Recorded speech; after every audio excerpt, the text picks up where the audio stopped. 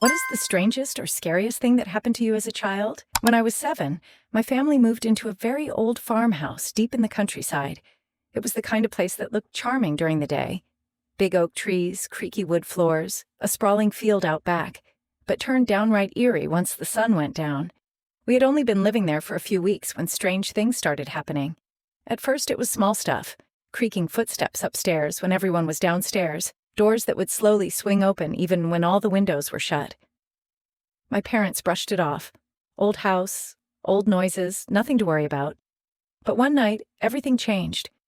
I woke up around 2 a.m. to a faint tapping sound on my bedroom window. Now, my room was on the 2nd floor, and there was no way for anyone to reach that window without a ladder. I stayed frozen under the covers, heart racing, telling myself it was just a tree branch. But when I finally worked up the courage to peek through the blinds, I saw a figure standing there, just a dark silhouette against the moonlight. It wasn't moving, just standing completely still. I couldn't make out any features, just the outline of a head and shoulders. I blinked hard, rubbed my eyes, but the figure was still there. I tried to scream, but my voice caught in my throat. After what felt like an eternity, the figure slowly backed away from the window and disappeared into the darkness. The next morning, I told my parents.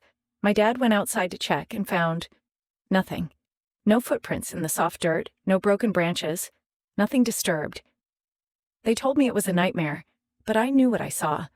For weeks after that, I slept with the light on and the covers pulled up to my nose. Years later, when I was a teenager, my mom finally admitted to me that we weren't the first family to have strange experiences in that house. Before us, a man had lived there alone. A reclusive man who, according to the neighbors, had disappeared without a trace one night and was never found.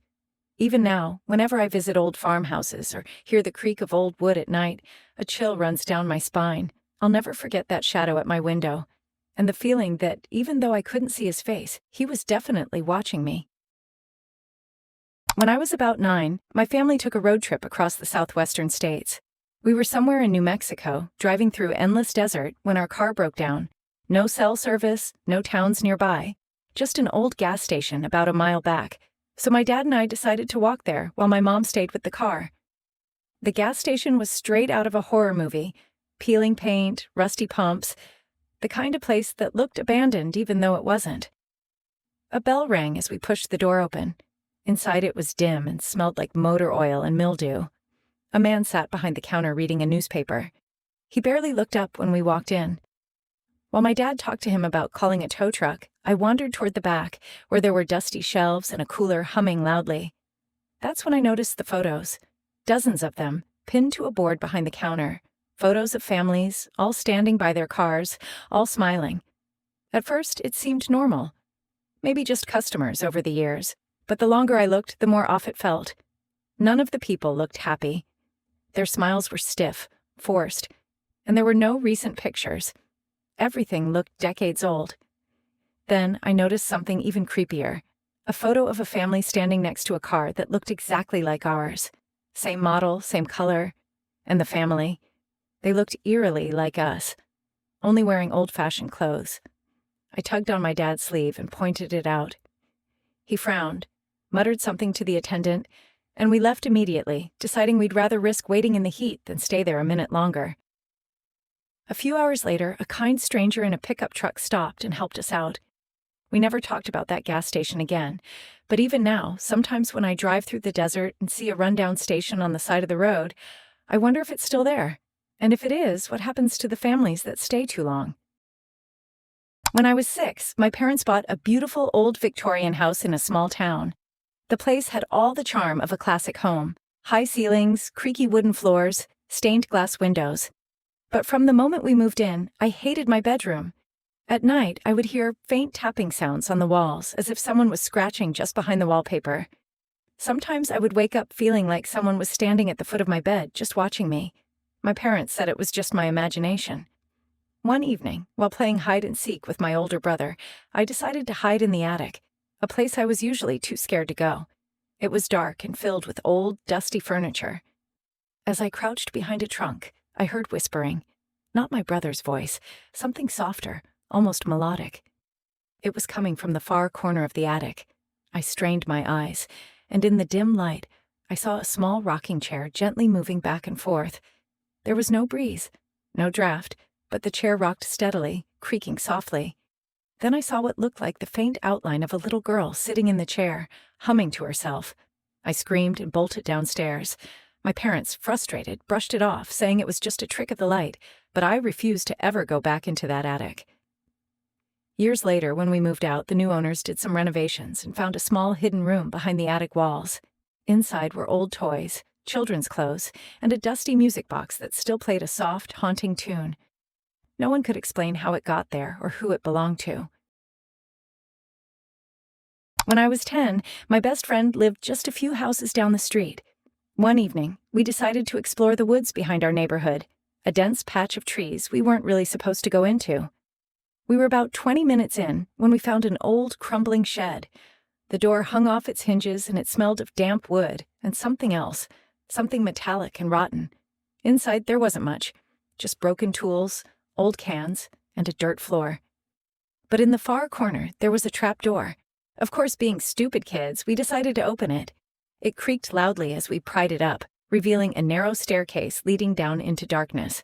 We didn't have a flashlight, but we had matches. My friend struck one and held it out in front of us. The flickering light barely reached the bottom, but what we saw made us both gasp. Chains bolted to the walls, old, stained mattresses on the ground, and what looked like bones. The match burned out, and in the momentary darkness, we heard a dragging sound coming from below. We didn't wait to find out what it was. We sprinted all the way home without looking back. We never told our parents. We were too afraid they wouldn't believe us, or worse, that they would. Even now, I can't drive past those woods without feeling a knot in my stomach. Sometimes I wonder if anyone ever found that shed, or if whatever was down there is still waiting. When I was about 8, my family took a summer trip to visit my grandparents in rural Italy. They lived in a small village tucked between the hills, the kind of place with narrow cobblestone streets and houses older than America itself. One afternoon, I wandered away from the main square and found myself at an abandoned church. The windows were shattered, and the doors hung loosely on their hinges. Despite the way it looked, I felt drawn to it. I stepped inside and was instantly struck by the heavy, musty air. The pews were broken and covered in dust, and the altar was barely standing. But what caught my attention was a door behind the altar, slightly ajar. Curious, I pushed it open and found a narrow stone staircase spiraling down. Against my better judgment, I went down, using the light from my cheap plastic flashlight to guide me. The basement was cold and damp, with walls lined with old statues and faded religious paintings. And in the center of the room was a stone slab, like an altar, with what looked like fresh flowers placed on top. As I approached, I heard a whisper, not words, just a breath, close to my ear. I spun around, but no one was there. Suddenly, the flashlight flickered and went out, plunging me into darkness. I bolted up the stairs, tripping and scraping my knees, not daring to look back. Later, my grandfather scolded me for wandering off. When I told him what I saw, his face went pale. He said that church had been abandoned for decades, ever since a young priest had mysteriously vanished, never to be found. They sealed it up after that. Even today, whenever I visit my grandparents, I avoid that part of the village. I don't want to know if the whispers are still there. When I was 9, I went to a summer camp in northern Canada. It was a rustic place, wooden cabins, campfires every night, swimming in the lake. Everything was perfect, until one evening during a game of Capture the Flag. The game took us deep into the woods. It was my job to guard our flag, which meant hiding alone in the trees. As the sun set, the forest became a wall of black shadows and weird sounds. I told myself I wasn't scared, until I noticed something moving between the trees. At first, I thought it was another camper sneaking around, but it didn't move like a person. It was too tall, too thin, and it didn't make any noise. It would stand still for long periods, then suddenly shift locations without me seeing it move. I crouched low, holding my breath, praying it wouldn't notice me. But it did. Slowly, it started moving toward me, gliding almost, not walking. I finally panicked and sprinted back to camp, yelling for help. The counselors told me it was just a trick of the light, that being alone in the woods plays with your mind. But a few days later, another kid swore he saw the same thing during a night hike. After that, the camp banned games in the deep woods. I still go camping sometimes, but I always make sure there's a big, roaring fire, and I never wander too far from it. When I was a kid growing up in Tokyo, my school was located next to an old, crumbling apartment building that had been abandoned for years. Rumors circulated among the students about why it was empty. Some said it was haunted, others whispered about something worse. One afternoon, on a dare, my friends and I decided to sneak inside after school. The front entrance was chained, but we found a broken window around the back. Inside, it was exactly what you'd expect: dust, graffiti, broken glass. We explored the first few floors without incident, but as we reached the fourth floor, we heard a loud banging noise from above.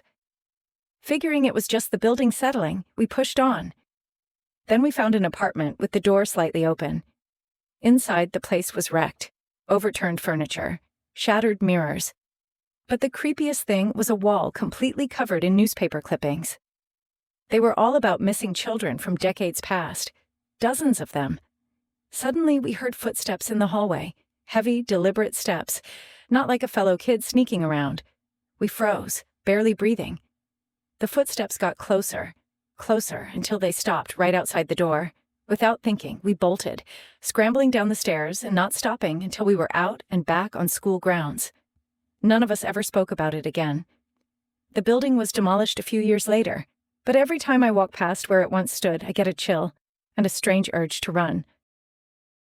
When I was 11, my family went on a beach vacation to a small island off the coast of South Carolina. It was quiet, not very touristy. Just a handful of rental houses and endless stretches of dunes and marshland. One evening, just before sunset, I went for a walk along the beach by myself. The tide was low, and strange things had washed ashore: driftwood, jellyfish, and something that looked like an old, barnacle-encrusted box. Curious, I pried it open. Inside was a collection of odd items: old coins, a broken compass, and what looked like a lock of hair tied with a red ribbon. As I inspected the contents, I felt a sudden, sharp drop in temperature. Then I noticed something out in the water, a figure standing waist-deep in the surf, staring directly at me. I thought it was just a swimmer, but as the sun dipped lower, the figure didn't move. It just stood there, motionless. I called out, but there was no response. I felt a wave of unease and backed away. But when I looked again, the figure was closer, though I hadn't seen it move. Terrified, I ran back to the house, clutching the box. That night, the wind howled louder than usual, and I swore I could hear whispers on the breeze. The next morning, the box was gone, disappeared from the spot where I had hidden it under the porch. I don't know what I found that evening, but I've never been back to that island. Sometimes I still dream about the figure in the surf, silent, still, and waiting. When I was about 10, my family took a trip to Scotland. We stayed in a small bed and breakfast that was actually part of a restored 17th century castle. It was beautiful: towering stone walls, narrow spiral staircases, and rooms filled with antique furniture. It also had that damp, cold air that never really goes away, no matter how many fires you light. On our second night there, I couldn't sleep. The wind was howling outside, and the old windows rattled constantly. At some point in the middle of the night, I decided to go to the bathroom, which was located at the end of a long, narrow hallway lined with portraits. As I was walking down the hallway, I had the overwhelming feeling that someone was behind me. I turned around, but no one was there. I tried to brush it off and kept going. That's when I noticed that one of the portraits, an oil painting of a stern-looking man in old-fashioned clothes, seemed different. His eyes, dark and cold, looked like they were following me. I hurried past and made it to the bathroom. On my way back, I couldn't resist looking again. This time, I swear the man's mouth was curved ever so slightly into a smirk. I froze, heart pounding, before sprinting back to my room. The next morning, I told my dad, expecting him to laugh. Instead, he got oddly serious and said, "You know, some people believe portraits can trap a piece of the soul." He said it offhandedly, like a joke, but it didn't feel like one. For the rest of the trip, I avoided that hallway. Years later, I read about the castle's history and learned that the man in the portrait had been rumored to practice dark arts and mysteriously vanished without a trace. Some locals believed he cursed the castle before he disappeared. I don't know if that's true, but ever since then, I've never liked being alone in old buildings filled with paintings. You never really know who's watching. When I was about 11, my family moved to a small town in Australia. Our new house was near the outskirts, close to a stretch of bushland that everyone called the Black Hollow. Locals said it was haunted, but my parents waved it off as superstitions. One afternoon, bored and curious, I decided to ride my bike down the dirt path that led into the hollow. The farther I went, the quieter it got. No birds, no insects, just an eerie silence. The trees grew denser, twisting into strange shapes, and the light barely filtered through the canopy. Eventually, I came across an old, rusted swing set standing alone among the trees. One of the swings was moving, gently swaying back and forth, though there was no breeze. I felt a sudden chill and turned to leave, but then I heard a voice, a child's giggle, faint and distant. I told myself it was just the wind, but then the giggling got louder, closer, almost right behind me. I bolted for my bike and pedaled harder than I ever had in my life. Even after I was out of the hollow, I didn't stop until I was back home, gasping for breath. That night, I had nightmares about the swing and the laughter. My parents insisted it was just my imagination, but a neighbor later told me that decades ago, 2 kids had disappeared in the hollow and were never found. Their mother had donated a swing set in their memory, and it was still out there, slowly rusting away. To this day, I refuse to go near forests or woods alone. Sometimes, when I see a swing set and it's moving without a breeze, I can almost hear that distant, ghostly giggle again.